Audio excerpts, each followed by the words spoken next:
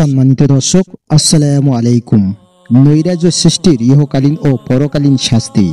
যেসব অপরাধ আল্লাহকে ক্রোধান্বিত করে মানুষকে তার রবের কাছে অভিশপ্ত করে তোলে, তার মধ্যে একটি পৃথিবীতে নৈরাজ্য সৃষ্টি করা। কখনো কখনো ক্ষণিকের জন্য এই কাজে লিপ্ত ব্যক্তিদের সফল ও প্রভাবশালী মনে হলেও এর পরিণাম খুবই ভয়াবহ। পবিত্র কোরআনে এ ধরনের বিশৃঙ্খলা সৃষ্টিকারী কাজের কঠোর সমালোচনা করা হয়েছে।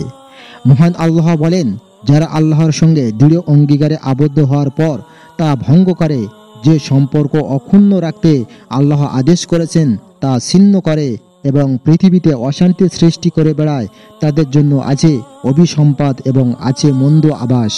এই আয়াতে মহান আল্লাহ তার বান্দাদের কিছু নিকৃষ্ট কাজের ব্যাপারে সতর্ক করেছেন। তার মধ্যে অন্যতম হল পৃথিবীতে অশান্তি সৃষ্টি করা।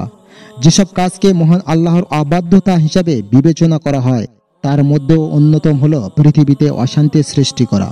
সাধারণত পৃথিবীতে বিশৃঙ্খলা সৃষ্টি করা হয় সন্ত্রাস, নৈরাজ্য ও নাশকতা সৃষ্টির মাধ্যমে। ইসলামের দৃষ্টিতে যা জঘন্য অপরাধ, আর যদি তা মানুষ হত্যার পর্যায়ে চলে যায় তাহলে তো আরো ভয়ঙ্কর বিষয়। পবিত্র কোরআনে নিরীহ ও নিরপরাধ মানুষকে হত্যা গোটা মানবতাকে হত্যার শামিল বলে আখ্যা দেওয়া হয়েছে।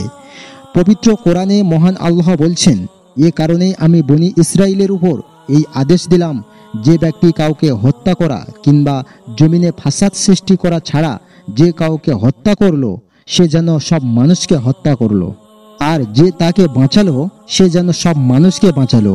আর অবশ্যই তাদের নিকট আমার রাসূলগণ সুস্পষ্ট নিদর্শন সমূহ নিয়ে এসেছে, তা সত্ত্বেও এরপর জমিনে তাদের অনেকে অবশ্যই সীমা লঙ্ঘনকারী। হাদিসের ভাষায় কোনো নিরপরাধ মুসলিমকে হত্যা করাকে কুফরির পর্যায়ে পাপ বলে আখ্যা দেওয়া হয়েছে। হাদিস শরীফে ইরশাদ হয়েছে, আব্দুল্লাহ রাদিয়াল্লাহু তাআলা আনহু বলেন, নবী সাল্লাল্লাহু আলাইহি ওয়াসাল্লাম ইরশাদ করেছেন, কোনো মুসলিমকে গাল দেওয়া ফাসিকি কাজ জঘন্য পাপ, আর কোনো মুসলিমকে হত্যা করা কুফরি। বুখারী শরীফের হাদিস।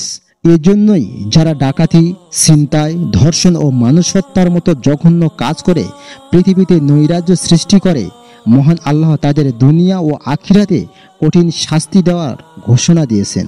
ইরশাদ হয়েছে, যারা আল্লাহ তার রাসূলের বিরুদ্ধে যুদ্ধ করে আর জমিনে বিশৃঙ্খলা ছড়িয়ে বেড়ায়, তাদের শাস্তি হলো এই যে তাদেরকে হত্যা করা হবে, অথবা ক্রুশবিদ্ধ করা হবে, অথবা তাদের হাত পা বিপরীত দিক থেকে কেটে ফেলা হবে, অথবা তাদেরকে দেশ থেকে নির্বাসিত করা হবে।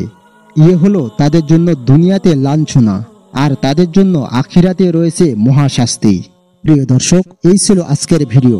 পরবর্তী ভিডিও পাওয়ার জন্য আমাদের চ্যানেলটি সাবস্ক্রাইব করে রাখতে পারেন।